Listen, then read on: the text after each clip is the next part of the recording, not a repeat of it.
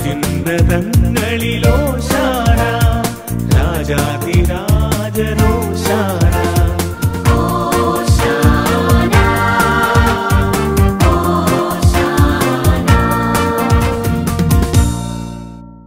യേശുവിൻ്റെ ഏറ്റവും പ്രിയമുള്ള കുഞ്ഞെ, മത്തായിയുടെ സുവിശേഷം 21-ാം അധ്യായം 7-ാം വാക്യം, ഓശാനയുടെ ദിവസം നാം വായിച്ചു കേട്ട വാക്യം തന്നെ.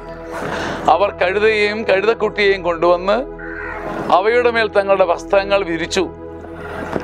അവൻ കയറി ഇരുന്നു. കുതിരപ്പുറത്ത് പോകാനും കുതിരവേഗത്തിൽ പായാനും ആഗ്രഹിക്കുന്ന മനുഷ്യരുടെ മുമ്പിൽ ഒരാൾ സ്വയം കഴുതയായി മാറുകയാണ്. കുതിരപ്പുറത്തുനിന്ന് താഴെ വീണ് മരിക്കുന്നതിനേക്കാൾ, കുതിര നിഷേധിക്കപ്പെടുന്നതിനേക്കാൾ, കുതിരവേഗം നഷ്ടപ്പെടുന്നതിനേക്കാൾ നല്ലത് ഒരുവൻ കഴുതയാകുന്നതാണ് നല്ലത്.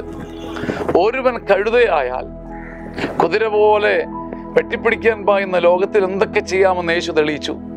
കുതിരപ്പുറം നിഷേധിക്കപ്പെടാതിരിക്കാൻ, കുതിര പോലെ പായുന്ന കൊതികൾ അടങ്ങുവാൻ ആദ്യമേ കഴുതയാകുക, കഴുതയിൽ തുടങ്ങുക.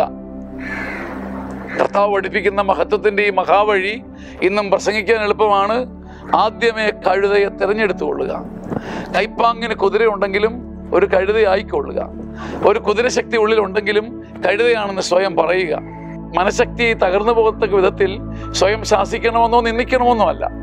ഒരു കഴുതയായി ഒതുങ്ങുക ഒരു അപൂർവ ജന്മഭാഗ്യമാണ്.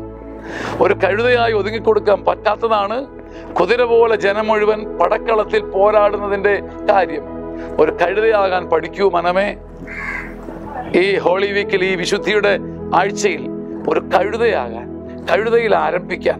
വിളിച്ചാൽ വെളിപ്പുറത്ത് കുതിരയും രഥവുമൊക്കെ ഉണ്ടെങ്കിലും ഒരു കഴുതയെ തിരഞ്ഞെടുക്കാൻ ക്രിസ്തു നിന്നെ എളിമപ്പെടുത്തട്ടെ. ആമേൻ.